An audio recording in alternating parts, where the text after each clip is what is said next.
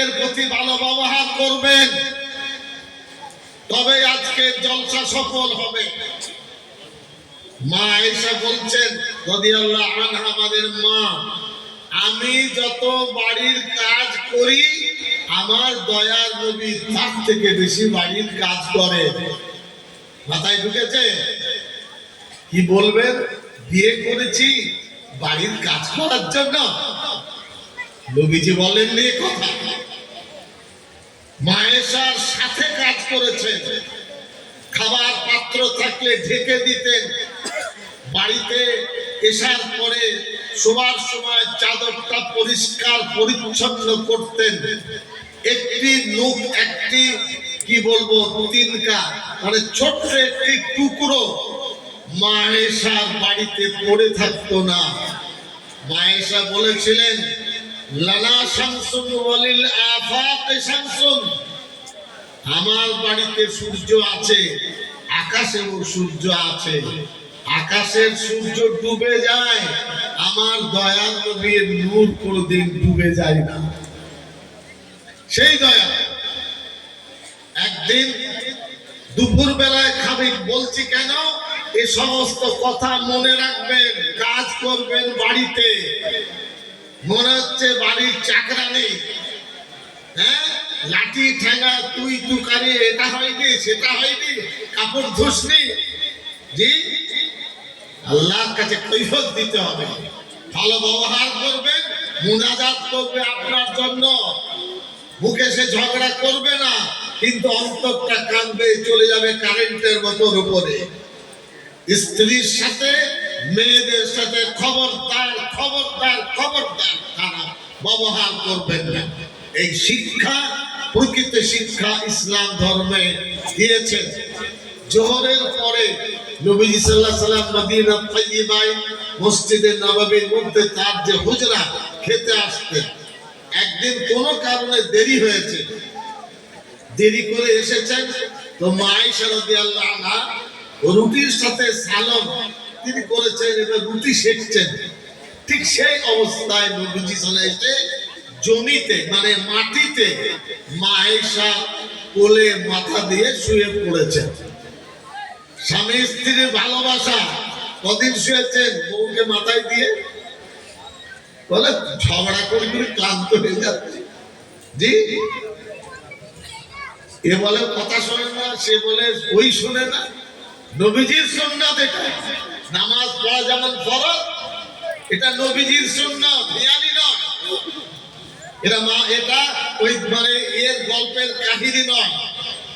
দয়ার নবী সাল্লাল্লাহু আলাইহি সাল্লাম এসেছেন, শুয়ে গেছেন, দরজাটা ভিড়াতে লাগাতে ভুলে গেছে। মা আয়েশা তরকারি মানে রুটি সেকছে, নবীজি এত ক্লান্ত সাল্লাল্লাহু আলাইহি সাল্লাম ঘুমিয়ে গেছে। মা আয়েশা লক্ষ্য করছে, একেবারে যাকে বলে গহরি নিদ। এরপরে দরজাটা খোলা ছিল, একটি ছাগল ঢুকেছে ঘরে। ছাগল ঢুকে দেখছে যে একটা রুটি সেকা একটা পাত্রে রাখা আছে, আর মা আয়েশা আর একটা রুটি সেকবার জন্য চেষ্টা করছে। ঠিক সেই অবস্থায় ওই ছাগল রুটিটাকে তুলেছে। মা আয়েশা দেখছেন, মনটা একবারে ভারাক্রান্ত, এইভাবে খপ করে ধরলে ধরতে পারতেন। তিনি ভাবলেন, আমার দয়ার নবী গভীর নিদ্রায় নিদ্রিত ঘুমাচ্ছেন, তার আরামে কষ্ট হবে। স্বামীর আরামকে তিনি প্রাধান্য দিলেন। মা আয়েশা রাদিয়াল্লাহু আনহা চোখের সামনে সেই ছাগলটা চিবাতে চিবাতে নিয়ে যাচ্ছে, উনি এবার ধরতে পারতেন।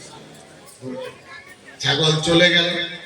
উনি বিষণ্ণ মন নিয়ে আবার নবীজিকে খাওয়া রুটি হলো না, আবার খাবার তৈরি করতে শুরু করলেন। বেশ কিছুক্ষণ পরে নবীজি সাল্লাল্লাহু আলাইহি ওয়াসাল্লাম ফিরে এসেছেন। মা আয়েশার মুখের দিকে তাকিয়ে বলছেন, আয়েশা কি হয়েছে, মন এত খারাপ কেন, বিষণ্ণ কেন?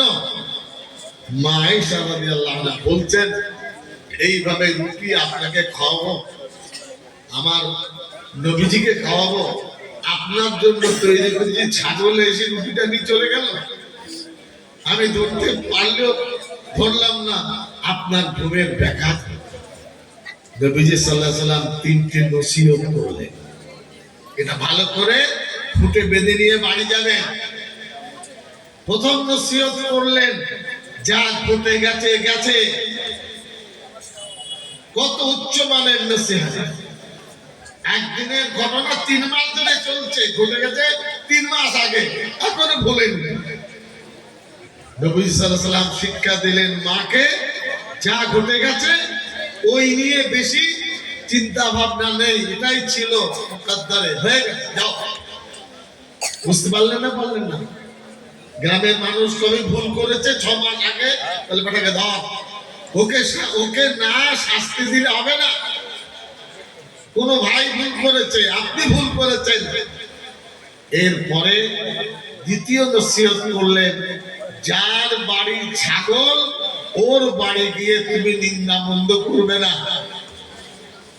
আপনি হলে কি করতেন? তাহলে পাচনটা কোথায় দে পাচন, ছুটে যেতেন। হ্যাঁ, বাড়িতে কে আছে? তোমার ছাগল ছেড়ে দিয়েছ, আমার রুটি খেয়ে নিয়েছে। নবীজি শিক্ষা দিলেন, ক্ষমা করো। ক্ষমাটা অনেক বড় জিনিস। রুটি তো ফেরত পাবে না, ছাগলের তো বোঝ নেই। ওই ছাগলের জন্য তুমি ওদের বাড়ি গিয়ে নিন্দা মন্দ করো না। আয়নায় চেহারা দেখার জন্য নবীজি সাল্লাল্লাহু আলাইহি ওয়াসাল্লাম উম্মতকে শিক্ষা দিয়েছেন। তৃতীয় বললেন কি? সেটা হলো জুলুম করবে না। আজ সমাজ জর্জরিত জুলমের জন্য। নামাজ কবুল হয় না, রোজা কবুল হয় না, দান খয়রাত কবুল হতে চাই না। কেন? আমার তাকত আছে, তাকত।